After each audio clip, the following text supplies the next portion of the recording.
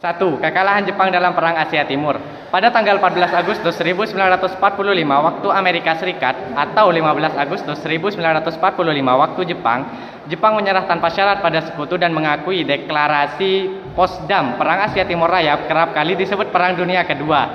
Jepang terlibat perang di Asia Pasifik. Di awal perang, Jepang unggul setelah mengambil alih Asia Tenggara dari koloni Eropa. Pada tanggal 8 Desember 1941, Jepang mengebom Pearl Harbor, pangkalan militer AS di Hawaii, Samudra Pasifik. Kemenangan Jepang di Pearl Harbor mendorong Jepang melebarkan sayapnya ke Asia Tenggara pada 1945. Jepang dan Blok Poros kalah. Jepang kalah di Kepulauan Mariana hingga Filipina. Sejak 1943, posisi Jepang makin terdesak. Blok Poros kalah dalam berbagai pertempuran melawan blok sekutu. Pada 1943, Sekutu membuat rencana pengepungan Jepang. Sekutu melancarkan serangan dari selatan dan tenggara melalui Filipina, Mikronesia, dan Papua Nugini. Filipina berhasil direbut Sekutu. Kemudian pada awal 1945, Sekutu menguasai merebut Iwo Jima dan Okinawa. Pada 6 Agustus 1945, Amerika Serikat menjatuhkan bom atom di kota Hiroshima, kemudian menyusul bom ke kota Nagasaki pada tanggal 9 Agustus 1945. Golongan muda telah mengetahui berita menyerahnya Jepang kepada sekutu secara diam-diam melalui siaran radio BBC dan mendesak karena segera memproklamasikan kemerdekaan Indonesia karena saat itu terjadi kekosongan vacuum of power di Indonesia untuk merealisasikan janji kemerdekaan yang disampaikan Kaisar Hirohito Marsekai menyetujui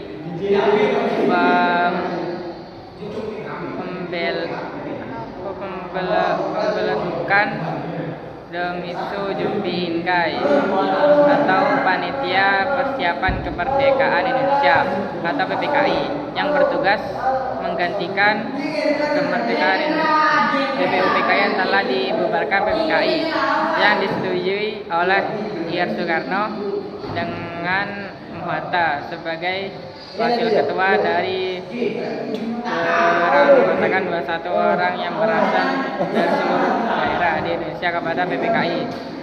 Marsekai Terazi berjanji akan memberikan kemerdekaan Indonesia pada 7 September 1945. Sultan Syahrir sebagai salah satu tokoh pemuda segera bertemu dengan Muhatta untuk memberitahukan Jepang telah menyerah kepada sekutu.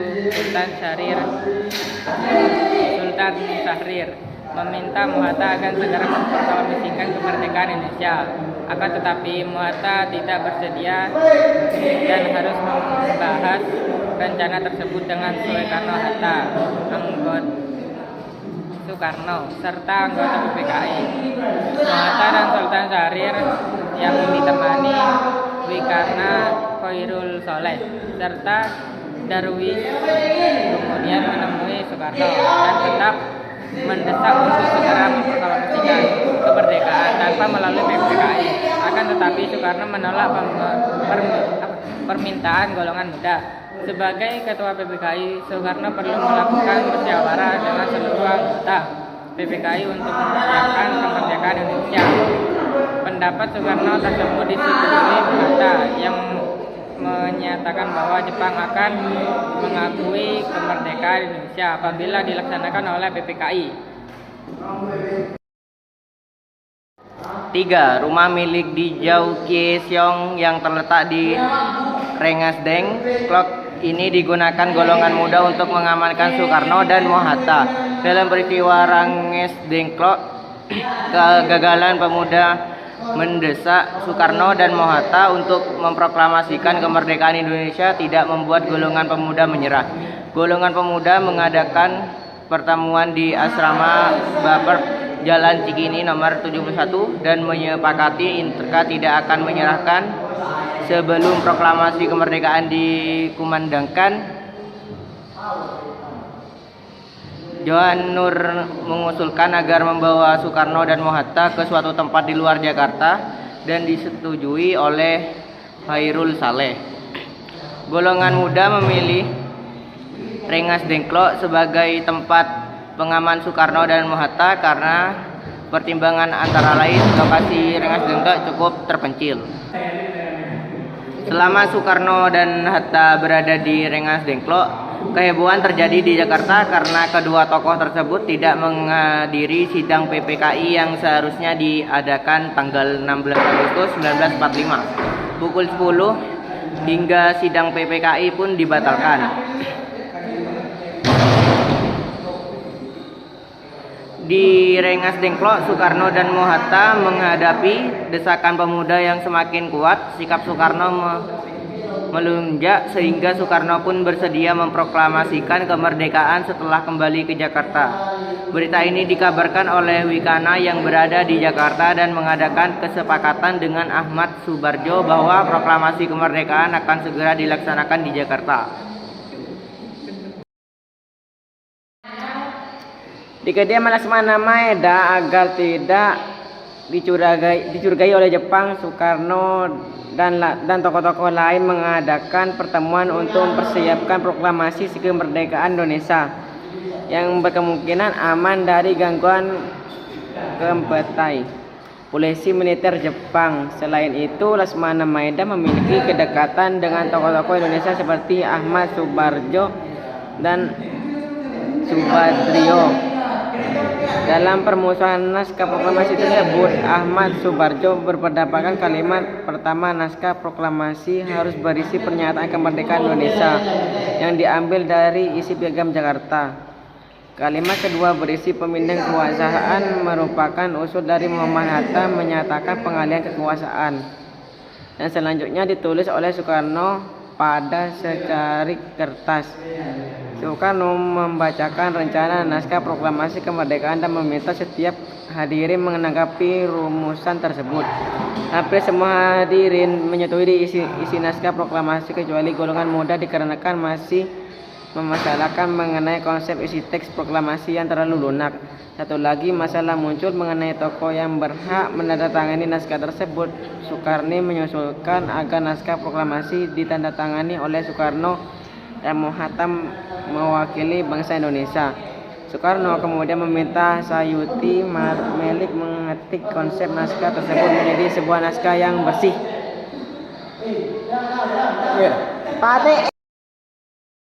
Pada tanggal 17 Agustus 1945, golongan tua dan muda kembali dari kediaman Laksmana Maeda dengan perasaan bangga. Mereka berhasil merumuskan teks proklamasi kemerdekaan Indonesia yang direncanakan akan dibacakan pada pukul 10 secara berantai.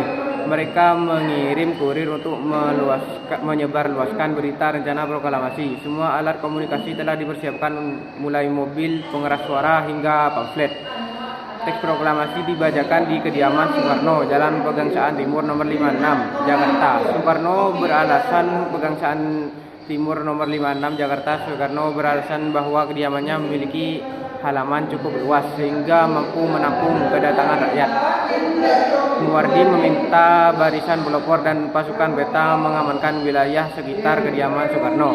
Susunan acara proklamasi kemerdekaan Indonesia terdiri atas pembacaan naskah proklamasi kemerdekaan Indonesia, pengibaran bendera merah putih, serta sambutan Wakil Wali Kota Suwirjo dan Dr. Muwardi.